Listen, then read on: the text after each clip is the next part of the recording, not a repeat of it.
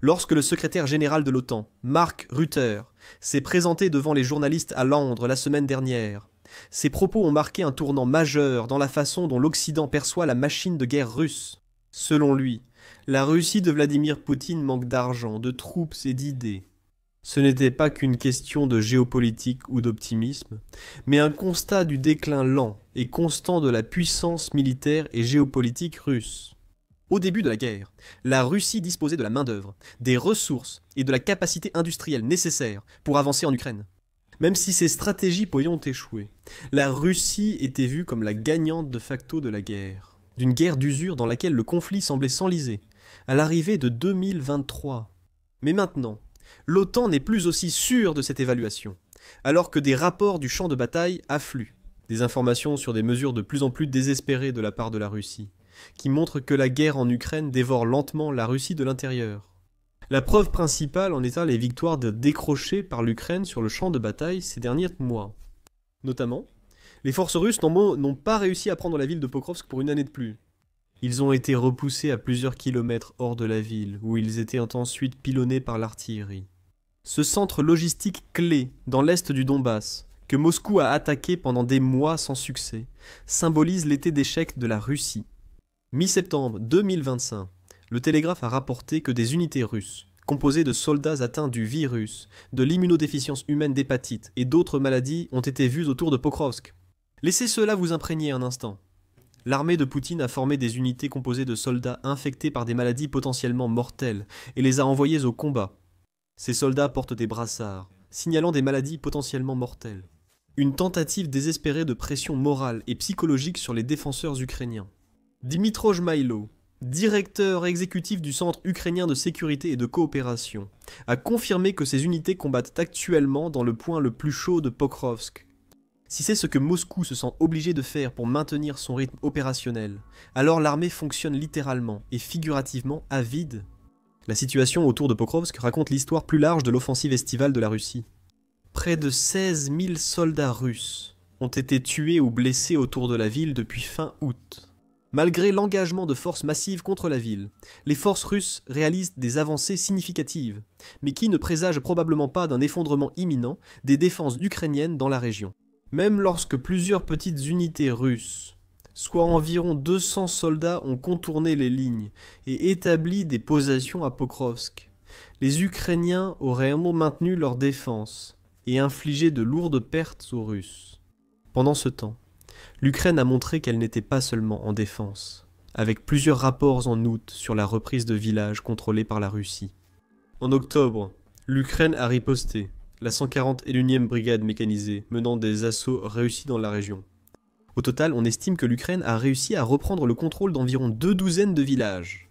Bien que les gains territoriaux réels ne soient pas très impressionnants, c'est le principe qui compte. L'Ukraine montre qu'elle ne cédera pas cette ville clé, et qu'elle peut encore contrer les offensives russes imprudentes. Mais bien que Pokrovsk soit à l'origine de la plupart des difficultés actuelles de la Russie, puisque certains rapports suggèrent qu'environ 40% de tous les combats s'y déroulent, la véritable source se trouve bien loin de l'Ukraine elle-même.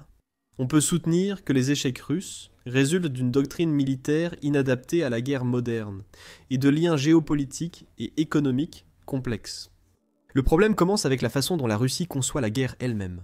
L'invasion de Poutine a été planifiée non par l'armée russe, mais par le service fédéral de sécurité, les services de sécurité.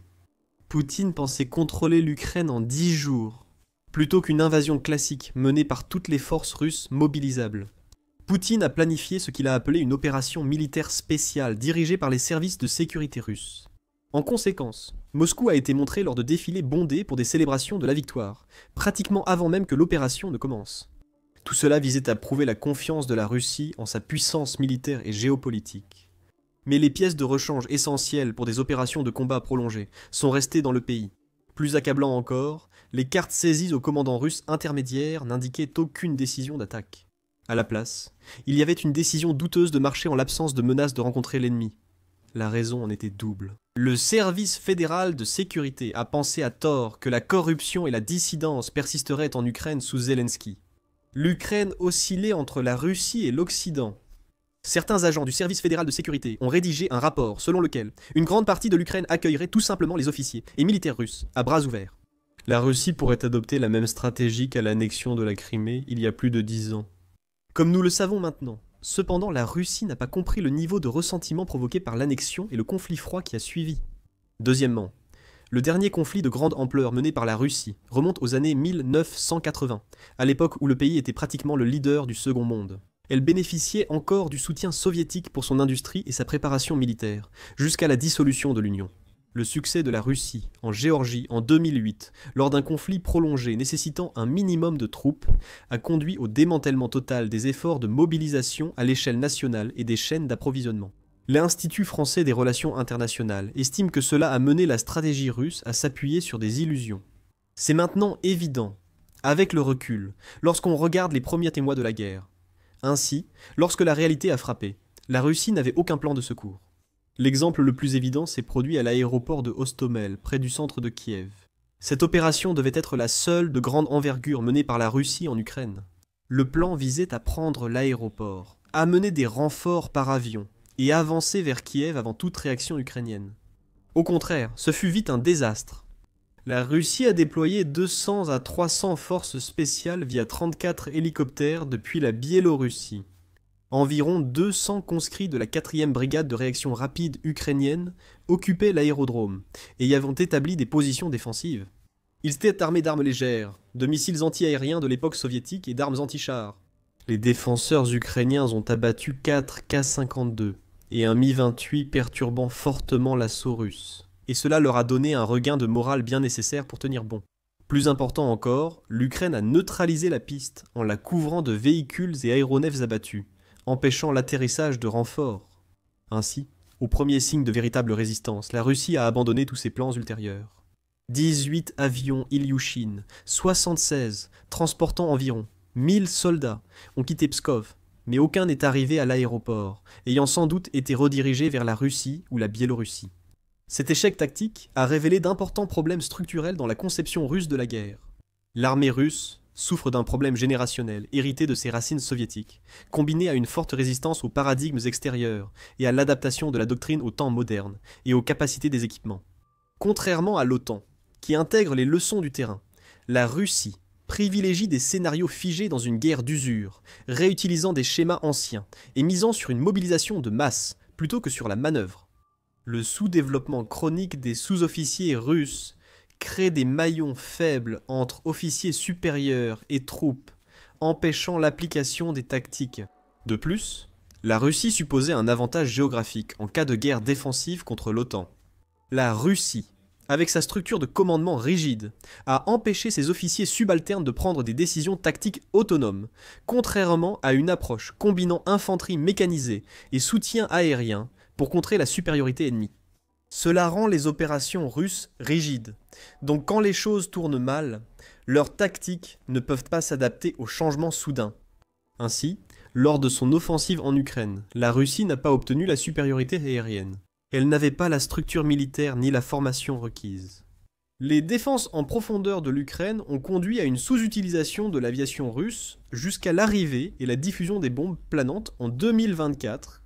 Depuis 2014, l'Ukraine s'entraînait avec l'OTAN, gagnant de l'expérience dans des opérations adaptatives à petite échelle. Face à une résistance imprévue ou à des changements sur le champ de bataille, les unités russes n'ont pas su s'adapter. Les forces ukrainiennes pouvaient improviser, innover et exploiter la prévisibilité russe. Mais il y a un autre problème, plus insidieux en jeu. Poutine a passé 20 ans à éliminer toute possibilité d'obtenir des informations précises ou des opinions différentes. Poutine pensait que l'Ukraine ne pouvait exister sans la Russie. Cela a été diffusé dans son célèbre essai sur l'unité historique des Ukrainiens et des Russes, en juillet 2021, annonçant pratiquement l'invasion. Depuis 20 ans, Poutine s'efforce d'éliminer toute dissidence dans son entourage comme au sein du gouvernement. Il est entouré de personnes partageant sa vision idéologique ou trop effrayées pour le contredire. Cela a entraîné une défaillance catastrophique du renseignement. Les services de renseignement russes fournissaient des évaluations qui relevaient pratiquement du fantasme. Les données recueillies par le service fédéral de sécurité étaient soigneusement filtrées pour créer un tableau qui soutenait les convictions de Poutine, à savoir qu'il poussait une porte déjà ouverte en Ukraine. Les services de renseignement occidentaux connaissaient précisément les préparatifs russes. En novembre 2021, le directeur de la CIA, William Burns, est allé à Moscou pour avertir les responsables russes de ne pas envahir. Mi-janvier 2022, Burns s'est rendu à Kiev pour informer en personne le président Zelensky de l'évaluation américaine sur l'invasion russe imminente. Le partage de renseignements a offert à l'Ukraine un avantage majeur, lui permettant d'anticiper l'assaut de l'aéroport de Hostomel. Les forces ukrainiennes étaient préparées et attendaient. Les services de renseignement russes disaient à Poutine ce qu'il voulait entendre, pas ce qu'il devait savoir. La chambre d'écho de Poutine crée un problème structurel qui va au-delà des mauvaises informations sur le champ de bataille. Faute d'opposition, la Russie doit suivre des ordres contraires à ses intérêts à long terme. La Russie aurait pu se retirer plus tôt et éviter la catastrophe économique. Mais admettre l'échec reviendrait à reconnaître une erreur d'évaluation initiale, ce que le système de Poutine refuse. Cela crée une instabilité dangereuse au sein même du gouvernement russe. Le régime de Poutine dépendrait de quelques centaines de personnes clés dans l'armée, la sécurité et l'oligarchie. Actuellement, tout le régime de Poutine exerce une telle emprise sur ces personnes qu'elles ont tout à perdre et rien à gagner en essayant de s'opposer à lui. Si ces personnes craignent pour leur sécurité ou leur avenir à mesure que la guerre dure et que l'économie se dégrade, toute la structure risque de s'effondrer. Le régime qui a éliminé la dissidence pour maintenir le contrôle pourrait découvrir que cette même absence de dissidence empêche l'adaptation nécessaire à sa survie. Et lorsque cela se produira, ces mêmes personnes pourraient recommencer à croire que Poutine ne travaille plus dans leur intérêt, peu importe ce que cela implique pour le pays dans son ensemble. Alors, nous pourrions voir Poutine être évincé ou remplacé par quelqu'un capable d'emmener le pays dans une direction différente. Ou au moins, offrir un autre visage pour que la politique occidentale s'y accroche. Ce changement de régime pourrait résulter de l'asphyxie de l'économie russe par l'effort de guerre. En 2025, les dépenses de défense russes devraient dépasser 8% du produit intérieur brut et 40% des dépenses fédérales. Un record inédit depuis la guerre froide soviétique, seulement égalé par l'Ukraine, recevant des milliards de dons de l'OTAN. C'est une hausse notable comparée à avant-guerre, quand 22% du budget gouvernemental allait à l'armée. La Russie a réussi à faire cela grâce à des réformes et à des augmentations d'impôts destinées à soutenir l'économie pendant toute la durée de la guerre. Cependant, ces efforts à court terme montrent déjà des failles. L'industrie pétrolière et gazière russe n'est plus aussi essentielle pour l'économie du pays. L'industrie générait jusqu'à 50% des revenus avant la guerre. Jusqu'en 2024, la Russie a détourné des fonds pour contourner les sanctions et diversifier ses exportations. Mais ce commerce a stagné, la Chine et l'Inde imposant des prix bien plus bas pour le brut russe et créant un duopole sur les exportations légales russes. Pour contourner cela, la Russie a utilisé sa flotte fantôme pour expédier du pétrole via des pétroliers à des tiers, dont des pays européens. Cependant, les pays achetant du pétrole à la flotte fantôme russe sont de plus en plus surveillés. Les pays de l'Union européenne ayant accès à la Baltique sanctionnent davantage de navires et limitent l'utilisation russe de ces ports exportateurs de pétrole. L'Union européenne imposant des plafonds régionaux sur le pétrole russe pourrait encore réduire les revenus. Ensuite, le secteur militaro-industriel russe s'est presque totalement dédié à soutenir l'effort de guerre. La fondation Gemstown rapporte une baisse de 92% des exportations d'armes entre 2021 et 2024. Cela a pratiquement supprimé tous les revenus que la Russie attendait de la vente d'armes à des alliés comme l'Iran, la Syrie ou l'Inde. La Russie a adopté des réformes intérieures suggérant un effondrement imminent. Le pays a augmenté les impôts sur les entreprises et les revenus en 2024. En 2025, il envisagera également d'augmenter la taxe sur la valeur ajoutée sur les biens et services. Le plan 2026 prévoit d'augmenter l'impôt sur les revenus personnels et des entreprises, d'ajouter des tranches d'imposition et de réduire le seuil de chiffre d'affaires pour imposer les entreprises, augmentant ainsi l'afflux d'argent des citoyens. Bien que tout cela semble bien sur le papier, le résultat est que les gens seront davantage imposés tout en ayant moins d'emplois partout. Le complexe militaro-industriel russe et la campagne de recrutement détournent de plus en plus l'argent public vers des salaires élevés, ruinant les autres industries. Même dans ce cas, le complexe militaire subit une pression croissante de l'État. Beaucoup de sous-traitants doivent accepter des tarifs sous le marché ou risquent des poursuites s'ils refusent des exigences déraisonnables. Poutine a ainsi instauré un modèle économique dépendant de la guerre pour survivre. La paix exposerait la gravité des problèmes économiques et démographiques de la Russie, forçant le gouvernement à affronter les lourds problèmes sociaux qu'il a engendrés. Mais ses efforts échouent. L'économie russe florissante a contraint Poutine à réduire les dépenses militaires. La dernière estimation prévoit une baisse d'environ 63 milliards de dollars du budget 2026 par rapport à 2025, sans compter le risque d'aggravation lié à l'inflation. Alors que la machine de guerre russe faiblit, l'Europe est devenue le pilier de la résistance ukrainienne, menaçant de transformer durablement le paysage géopolitique. La coalition des volontaires constitue le premier changement majeur dans la sécurité européenne, proposé par la France et le Royaume-Uni en février 2025. La coalition compte actuellement 33 pays, les États-Unis étant l'un des grands absents de la liste. La coalition est née du désengagement accru des États-Unis dans le conflit russo-ukrainien, surtout après le début du second mandat de Trump en 2025. En juillet, la coalition a confirmé qu'elle fournirait au moins 40 milliards d'euros d'aide militaire à l'Ukraine en 2025, égalant l'engagement de l'OTAN en 2024. La priorité, c'est de renforcer la défense aérienne ukrainienne, les dirigeants s'accordant sur un soutien accru pour dissuader les attaques massives de drones russes et augmenter le financement de la production d'intercepteurs de drones. La coalition est devenue davantage un mécanisme de financement. En octobre, les membres de la coalition ont décidé de renforcer les sanctions contre la Russie, d'exiger des réparations, d'accroître la pression militaire et de garantir la sécurité de l'Ukraine après la guerre. Plus important encore, l'Europe rompt avec sa dépendance à l'énergie russe. Pendant des décennies, le gaz et le pétrole russes ont donné à Moscou un levier sur la politique européenne. Certains pays ont dépensé plus pour importer du pétrole russe pendant la guerre que pour aider l'Ukraine. Ce levier disparaît. Chaque sanction étouffe lentement ce soutien économique occidental. Alors que le soutien à l'Ukraine augmente, chaque nation européenne prend également des engagements importants, à la fois envers l'Ukraine et envers la coalition elle-même. La France et le Royaume-Uni ont discuté de l'élargissement de leur dissuasion nucléaire pour couvrir le reste de l'Europe, libérant ainsi les missiles américains de leur stock à travers le continent et rendant l'Europe moins dépendante de la politique américaine. L'Allemagne a accepté d'augmenter ses dépenses et investissements militaires jusqu'à 5% du produit intérieur brut, dont environ 15% seront utilisés pour la création et l'entretien des infrastructures.